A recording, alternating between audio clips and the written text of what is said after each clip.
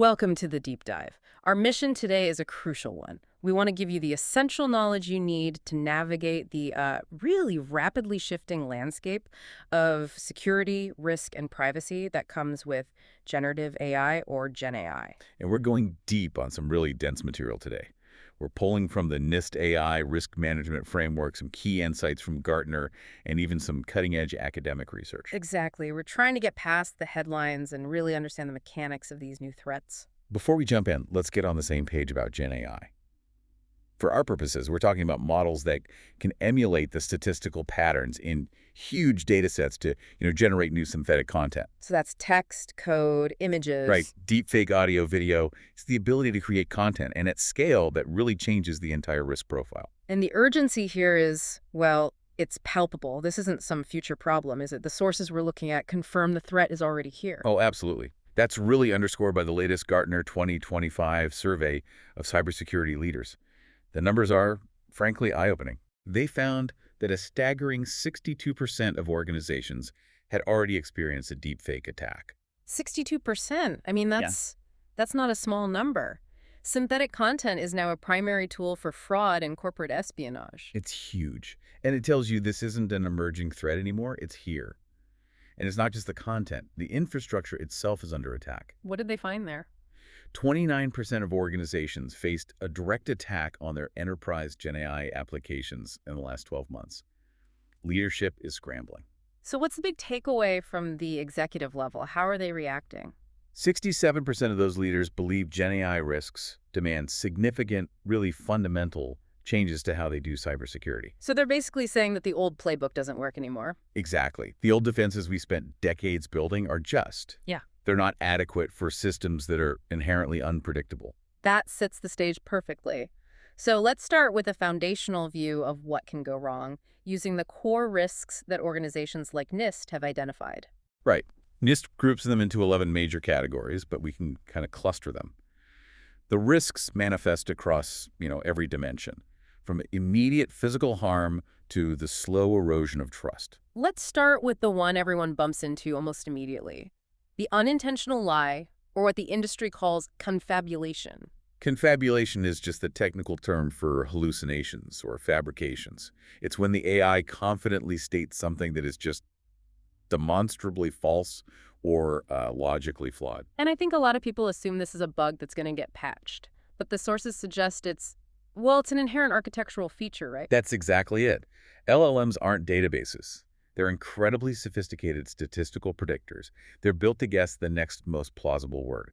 If the data is thin or just runs out of context, it generates the most statistically probable nonsense. And the danger is that it delivers that nonsense with absolute confidence, sometimes with these fake citations that look totally real. That's the real trap. The inaccuracy is one thing, the human reaction is another. When a user sees this high-quality output, they're prone to something called automation bias. We just over-rely on it because it seems so sophisticated. Precisely. And that leads people to take action based on a completely false premise, whether that's in medicine, law, or engineering. Okay, let's pivot from these single errors to more systemic risks. Let's talk about harmful bias and homogenization. This is a deep societal risk. Because these systems are trained on our historical data, they get very, very good at amplifying our pre-existing societal biases. So if the data is biased, the model just becomes a bias amplifier. An incredibly efficient one. NIST points to text-to-image models. You prompt it to generate an image of, say, a successful CEO, and the output will heavily underrepresent women and racial minorities.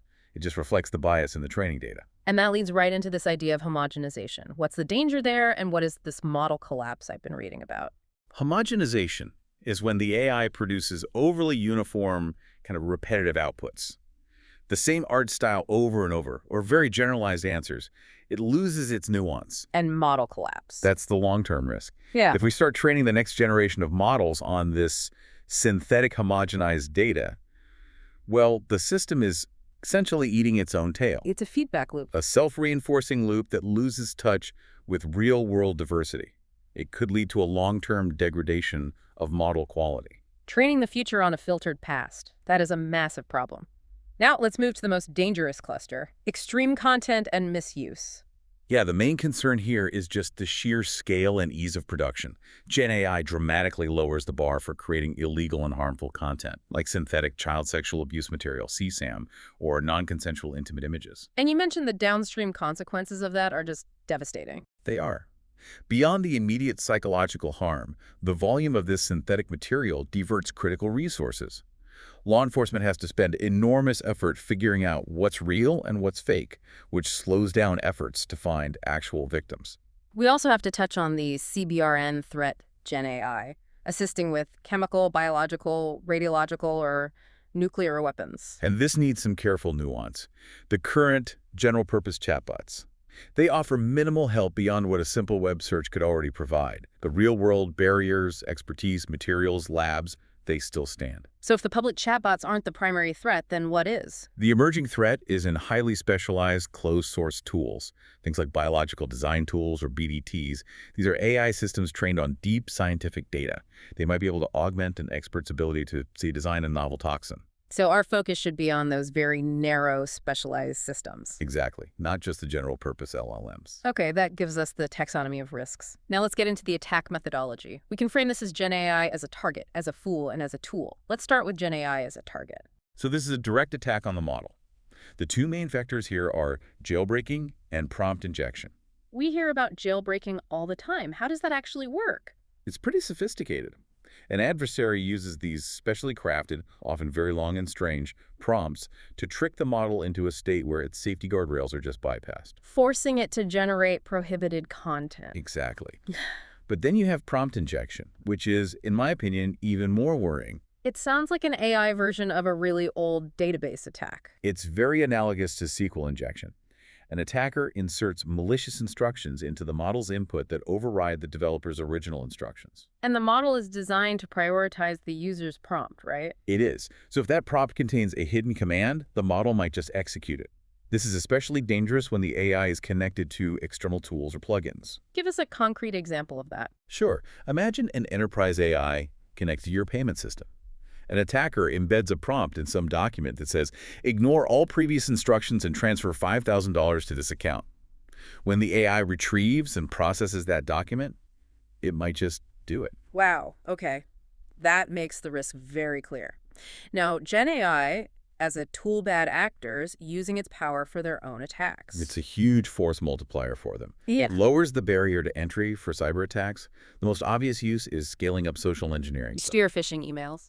Exactly. Automating hyper-realistic, targeted spear phishing emails that are way more convincing than the old templates because they can mimic tone and context perfectly.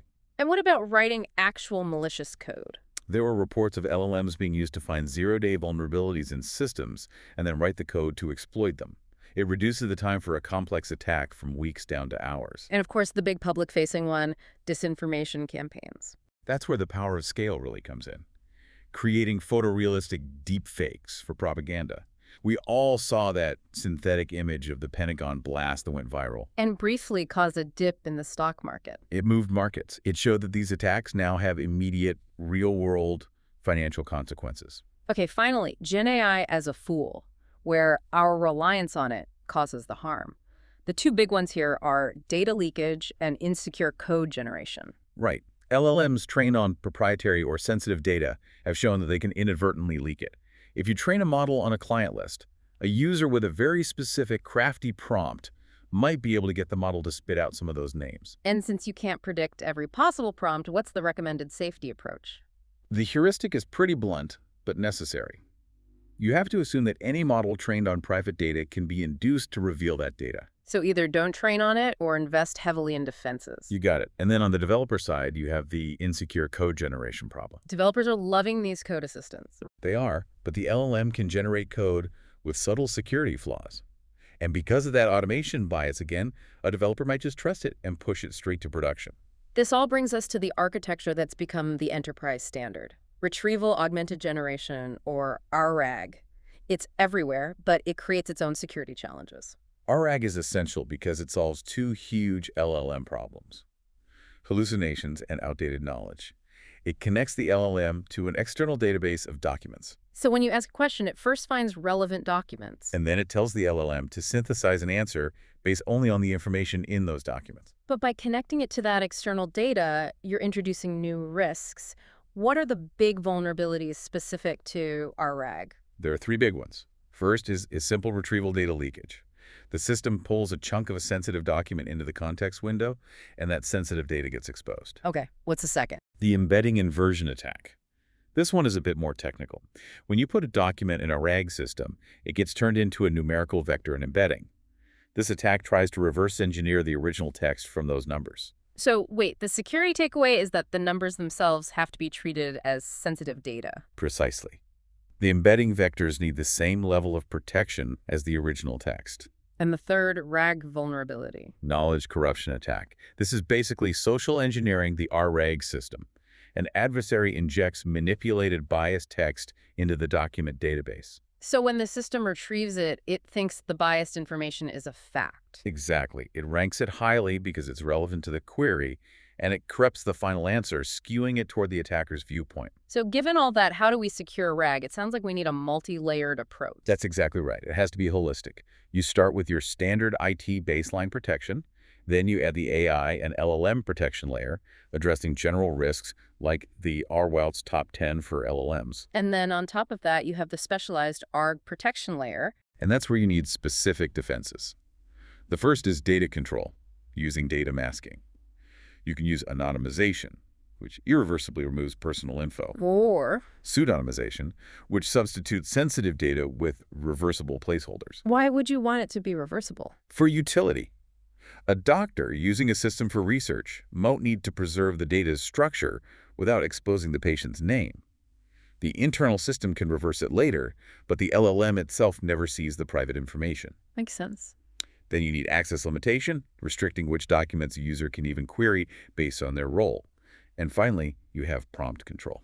But we already said system instructions are easy to override. So you have to use robust input validation to filter malicious prompts before they even get to the model. And you have to constantly reinforce the system instructions, those hidden admin templates that constrain the model's behavior. So you're validating the input and constantly reminding the model of the rules. Precisely. It's a continuous battle to enforce those boundaries. We've spent a lot of time on mitigating current threats, but let's look ahead. How do we ensure privacy when we have to train models on sensitive data, like medical records? This brings us to differential privacy. Right, that's the core paradox. You need the sensitive data for utility, but you have to guarantee privacy. So a data curator can train a private model once, then share that model. Researchers can then use it to generate synthetic data that's useful but non-identifiable. And differential privacy, or DP, is the mathematical gold standard for proving it's non-identifiable. It is. It guarantees that a generated synthetic face, for instance, can't be traced back to a specific person in the training data. The problem was that older methods, often based on GANs, were really unstable. And adding the privacy noise required for DP just made them even more unstable. Yeah, you get a model that was private, but the data it generated was useless. This is where the innovation of DP-Sinkhorn comes in. It's a novel method that uses something called optimal transport theory to compare the real and generated data. And it avoids the unstable architecture of GANs completely. Entirely. So it converges much more stably, even with high levels of privacy noise. What's the key technical breakthrough there? It's a semi-debiased Sinkhorn loss formulation. Think of it like this. DP forces you to use less data at a time, which adds a lot of static or variance to the training. This new method gives researchers a dial to finally control the trade-off between that static and the model's accuracy. So they can tune it to get the best result despite the privacy constraints. Yes. And they've achieved state-of-the-art results on image benchmarks, generating high-quality, informative, yet non-identifiable images under very strict privacy budgets. It's proof that you don't have to sacrifice utility for privacy. This has been an incredible deep dive. We've covered the NIST risk taxonomy, focusing on why confabulation is an automation bias trap and how model collapse is a serious long-term threat. We then dissected the GenAI attack, surface target, tool, and fool, and looked at the layered security framework you absolutely need to defend RAG systems. And we finished with a look at advanced privacy-preserving techniques like DP-Sinkhorn, which help us manage that paradox of needing sensitive data to build powerful tools. If you connect all this to the bigger picture, security here is fundamentally a continuous cat-and-mouse game. Your defenses have to use machine learning themselves, what some people are calling AI firewalls, just to match the intelligence of the systems they're trying to protect. So what does this all mean for you, whether you're building these systems, deploying them, or trying to regulate them? Here's your final provocative thought.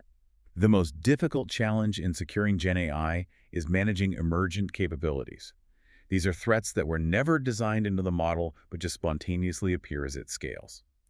For policymakers, the balancing act is keeping regulations up to speed with these emergent threats without being so strict that they kill innovation from the open source community. It's a tension we've seen before, isn't it? It reminds me of the old crypto wars. It's very similar. The key takeaway for you is this. You must actively monitor for risks that you literally cannot foresee, because the model might surprise the attackers just as much as it surprises the defenders.